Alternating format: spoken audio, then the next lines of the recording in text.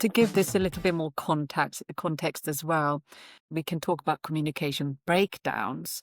And sometimes when I use that word, I sort of automatically think that is always when I'm communicating with someone else, but it's not. It's how we communicate with ourselves. That's where we always start. But it's a two-way thing, absolutely. But remember that these examples are also very much based on how I communicate with myself, and then when I communicate with you.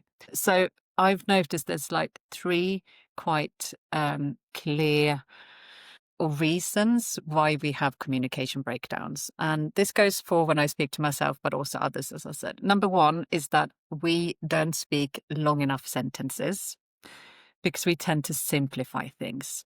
So I know that my brain works really quickly in some ways, and I can be very clear about what it is that I want in my head. But it's not always that I communicate it clearly enough to the other person, so to the receiver. So that's one reason why we don't get very far in our communication, or that it actually breaks down. Number two is that we have all got expectations on a situation. Quite often we are not sort of consciously aware what these expectations are, and let alone how we can actually express them so that other people that are involved can also express their expectation and see if we are aligned. It could be anything from going on a holiday, let's say, or going away for the weekend, or even an evening out. It's really to be clear about what expectations have I got on this evening or this weekend.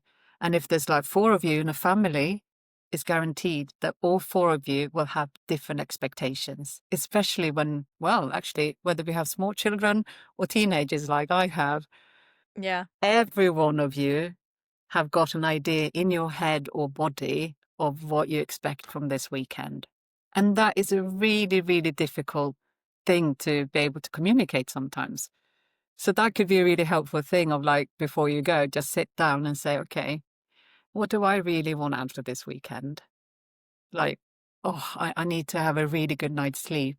Okay, that's my main aim. And I'm Always. happy. Yeah. Your partner might be like, oh, I just want to have 1 hour of where I can go out for a walk or a run or something like that on my own. And then the kids might start, oh, we want to do all the things, you know. Yeah, and it's curiosity to actually Yes. ask that and like investigate it of each Yes. other because, and I think about this, things like Christmas. Mm. Christmas is Mhm. so loaded with expectation and everyone has their favorite ritual. And Mm. actually, there is a lot of pressure on that one day. But if we just sat down, whoever you're going to be spending the day with and just said, what are 1 or 2 things that really matter to you on this day? And just see where the overlaps are. And actually, there's probably things that nobody cares about that someone is going to put a lot of energy Yes. into. And you could just free up that time. Yeah. All mum wants to do is sit down, but instead she's spending ages making like a table centerpiece that no one cares anything about. And just the curiosity to ask the question, Yes. I think that's Yes. such good advice. Yeah. And it doesn't have to Yeah. be a really formal thing where you sit No. down and look at No. each other. What are everyone's expectations? It's not like that. It's just in passing, like as you get in the car, what does everyone hope we're going to do? What's the Yeah. one thing you'd like to do today as we go Yeah. to XYZ place? Exactly. It's a really good advice. Thank you. Because it also teaches, the appreciation of things and also the respect. So we can also be happy and joyful for the other person.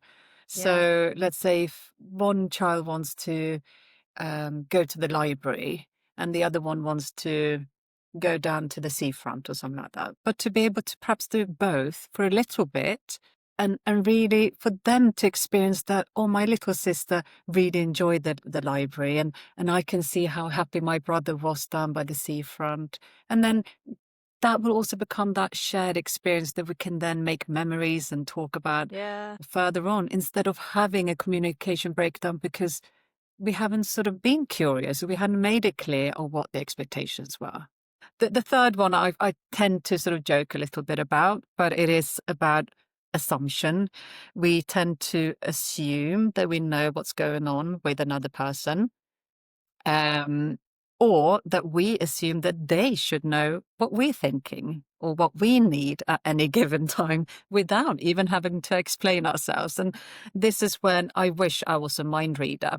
That would help a lot because things would be a lot easier. But most of us are not mind readers. So that's another, like the third point that I think we can be a bit more mindful of like, don't assume things, be curious, ask questions, and but also be curious about yourself to check in with you that am I assuming things about someone else or a situation that is not helpful actually.